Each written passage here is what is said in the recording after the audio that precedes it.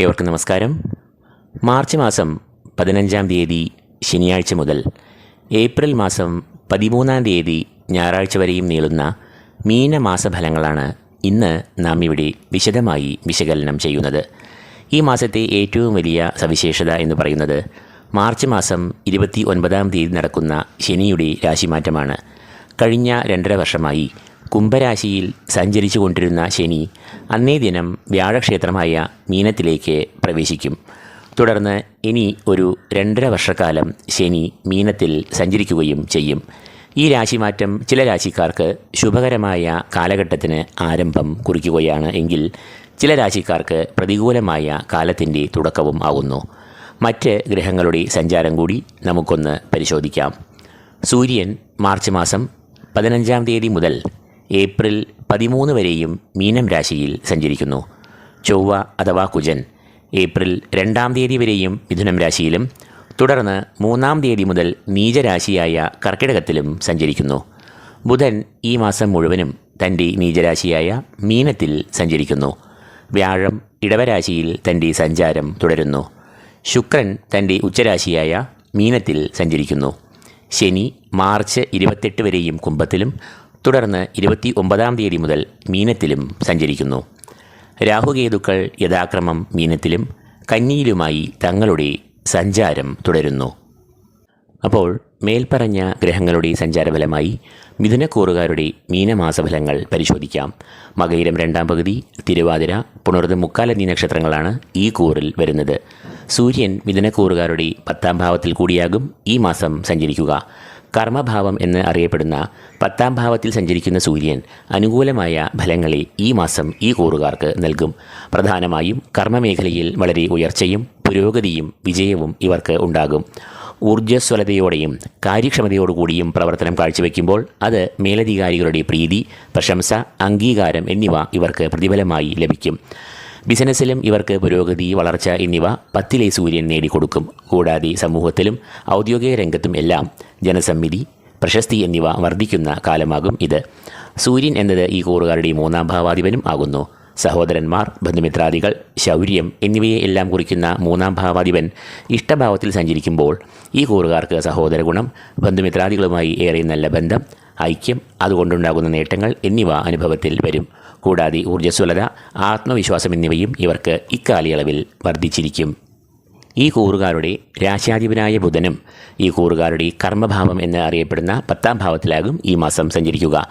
10-ാം ഭാവത്തിൽ കൂടി സഞ്ചരിക്കുന്ന ബുധൻ വളരെ അനുകൂലമായ ഫലങ്ങളെയാണ് നൽകുക. 10-ാം ഭാവം എന്നത് കർമ്മഭാവം, ഔദ്യോഗിക രംഗം എന്നിവയെ കുറിക്കുന്ന ഭാവമാകയാൽ ഈ കൂറുകാർക്ക് ഔദ്യോഗിക രംഗത്ത് ഏറെ പുരോഗതി, അഭിവൃദ്ധി, മേലധികാരികളുടെ പ്രശംസ, അംഗീകാരം, പൊതുവെ മനസ്സുഖം എന്നിവ എല്ലാം ഉണ്ടാകും. ശരീരസുഖവും ഈ കൂറുകാർക്ക് ഈ കാലയളവിൽ ഉണ്ടാകുന്നതാണ്. ബുധൻ ഈ കൂറുകാരുടെ സുഖസ്ഥാനാധിപൻ കൂടിയാകയാൽ ഇവർക്ക് കുടുംബത്തിൽ പൊതുവെ ക്ഷേമം, സുഖം, സമാധാനം, കുടുംബാംഗങ്ങളുമായി നല്ല ഐക്യം, ബന്ധം എന്നിവയെല്ലാം ഉണ്ടാകുന്നതാണ്. ചൊവ്വ ഈ കൂറുകാരുടെ ജന്മം, 2 എന്നീ ഭാവങ്ങളിൽ കൂടിയാകും ഈ മാസം സഞ്ചരിക്കുക. ഈ 2 ഭാവങ്ങളും ചൊവ്വയുടെ അനിഷ്ടഭാവങ്ങൾ ആകയാൽ ഇവർക്ക് പൊതുവെ പ്രതികൂലമായ ഫലങ്ങളെയാകും ചൊവ്വ നൽകുക. ജന്മത്തിൽ കൂടി ചൊവ്വ സഞ്ചരിക്കുന്നത് പ്രതികൂലമായ ഫലങ്ങളെ നൽകും. ശാരീരികമായ സൗഖ്യം, മാനസികമായ സന്തോഷം, ആരോഗ്യം എന്നിവയെ എല്ലാം കുറിക്കുന്ന ഭാവമാണ് 1-ാം ഭാവം അഥവാ ജന്മം. ഒരു വ്യക്തിയുടെ ഓജസ്സും തേജസ്സും എല്ലാം ചിന്തിക്കുന്നതും നിശ്ചയിക്കുന്നതും ഇതേ ഭാവം കൊണ്ട് തന്നെ. ചൊവ്വ ഈ ജന്മത്തിൽ സഞ്ചരിക്കുമ്പോൾ അത് ശാരീരികമായ വൈഷമ്യങ്ങൾ, മാനസികമായ അസ്വാരസ്യങ്ങൾ, രോഗാരിഷ്ടതകൾ, കാര്യതടസ്സം എന്നിവയെ എല്ലാം ഉണ്ടാക്കാം. കൂടാതെ ഈ സമയത്ത് ശത്രുക്കളും വർദ്ധിക്കാം. 2-ാം ഭാവം ചൊവ്വയുടെ അനിഷ്ടഭാവമാകയാൽ ഈ ഭാവത്തിലൂടെ ചൊവ്വ സഞ്ചരിക്കുമ്പോൾ അത് പ്രതികൂലമായ ഫലങ്ങളെ നൽകാം. പ്രധാനമായും സാമ്പത്തികമായ ഞെരുക്കങ്ങൾ, പ്രതിസന്ധികൾ, വഞ്ചന, കളവ് എന്നിവയിലൂടെ ധനനാശം എന്നിവയ്ക്കും അലച്ചിലുകൾ, കാലതാമസം, കാര്യവിഘ്നം എന്നിവയ്ക്കും സാധ്യത ഉണ്ടാകാം. കൂടാതെ ഈ സമയത്ത് കുടുംബത്തിൽ ഒരു മനസ്സമാധാനക്കുറവും ഉണ്ടാകാറുണ്ട്. മിഥുനക്കൂറുകാരുടെ കളത്രഭാവാധിപനും കർമ്മഭാവാധിപനുമായ വ്യാഴം ഈ കൂറുകാരുടെ 12-ാം ഭാവത്തിൽ കൂടിയാകും ഈ മാസം സഞ്ചരിക്കുക. പൊതുവെ 12-ാം ഭാവത്തിൽ കൂടി സഞ്ചരിക്കുന്ന വ്യാഴം അനാവശ്യമായ ചെലവുകൾ, ധനനഷ്ടം, അലച്ചിലുകൾ, ദുരിതങ്ങൾ, മനസ്സംഘർഷങ്ങൾ എന്നിവയെ എല്ലാം ഉണ്ടാക്കാറുണ്ട്. എന്നാൽ ഈ കൂറുകാരുടെ 12-ാം ഭാവാധിപനായ ശുക്രൻ ഉച്ചനായി വ്യാഴക്ഷേത്രമായ മീനത്തിലും 10ാം ഭാവാധിപനായ വ്യാഴം ശുക്രക്ഷേത്രമായ ഇടവത്തിലും പരിവർത്തനം ചെയ്ത് നിൽക്കുന്നു എന്നതിനാൽ വ്യാഴം ഈ കൂറുകാർക്ക് അനുകൂലമായ ഫലങ്ങളെ നൽകും. 12 എന്നത് വിദേശവുമായി ബന്ധപ്പെട്ടിരിക്കുന്നു എന്നതിനാൽ വിദേശത്ത് ജോലി തേടുന്നവർക്ക് ഏറെ അനുകൂലമായ സമയമാകും ഇത്. കൂടാതെ വിദേശത്ത് ജോലി തേടുന്നവർക്കും ഈ സമയം ഏറെ നല്ല സമയമാകും. തൊഴിൽ രംഗത്ത് സ്ഥലം മാറ്റത്തിനും സാധ്യത ഉണ്ടാകാം.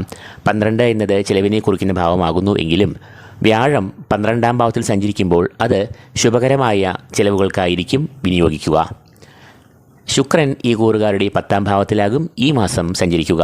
കർമ്മഭാവമായ 10ൽ ശുക്രൻ സഞ്ചരിക്കുന്നത് പൊതുവെ തൊഴിൽ രംഗത്ത് പ്രതിസന്ധികൾ, മനക്ലേശങ്ങൾ, അധികാരികളുടെ വിരോധം, സഹപ്രവർത്തകരുടെ ശത്രുത, വിരോധം എന്നിവയെ എല്ലാം സൃഷ്ടിക്കാറുണ്ട്. എന്നാൽ ഇവിടെ ശുക്രൻ ഉച്ചനായാണ് സഞ്ചരിക്കുന്നത്. അതുകൊണ്ട് തന്നെ ദോഷങ്ങൾ മാറുന്നു എന്ന് മാത്രമല്ല അത് ഗുണങ്ങളായി മാറുകയും ചെയ്യുന്നു. 10ൽ ഉച്ചനാകുന്ന ശുക്രൻ കർമ്മപുഷ്ടി, സ്ഥാനലബ്ധി, പ്രമോഷൻ, അംഗീകാരം എന്നിവയെ എല്ലാം നൽകും. പ്രവർത്തനം വളരെ കാര്യക്ഷമതയോടുകൂടി തീർക്കുമ്പോൾ അത് മേലധികാരികളുടെ പ്രീതിക്കും ഇടയാകും.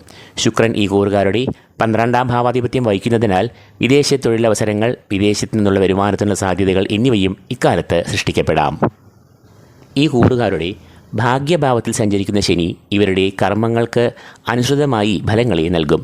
പിതൃപ്രീതിയും ഈശ്വരപ്രീതിയും ധർമ്മചിന്തകളും വച്ചു പുലർത്തുമ്പോൾ ശനി അനുകൂലമായ ഫലങ്ങളെ ഇവർക്ക് നൽകുന്നു. എന്നാൽ മാർച്ച് മാസം 29ാം തീയതി ശനി കുംഭരാശിയിൽ നിന്നും മീനത്തിലേക്ക് പ്രവേശിക്കുമ്പോൾ ശനി ഈ കൂറുകാരുടെ 9ാം ഭാവത്തിൽ നിന്നും 10ലേക്ക് പ്രവേശിക്കും. 10ാം ഭാവം എന്നത് ശനിയുടെ കണ്ടകഭാവം ആയതിനാൽ ഈ കൂറുകാർക്ക് കണ്ടകശനി ആരംഭിക്കുന്നു. തൽഫലമായി ഈ കൂറുകാർക്ക് കർമ്മരംഗത്ത് പ്രതിസന്ധികൾ, ക്ലേശങ്ങൾ, ശത്രുദോഷം എന്നിവയ്ക്കെല്ലാം സാധ്യത ഉണ്ടാകുവാൻ ഇടയുണ്ട്.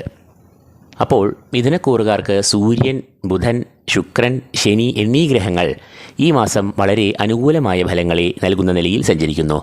ഗുരു ശുക്ര പരിവർത്തന യോഗത്താൽ വ്യാഴവും ഇവർക്ക് ദോഷങ്ങളെ നൽകില്ല.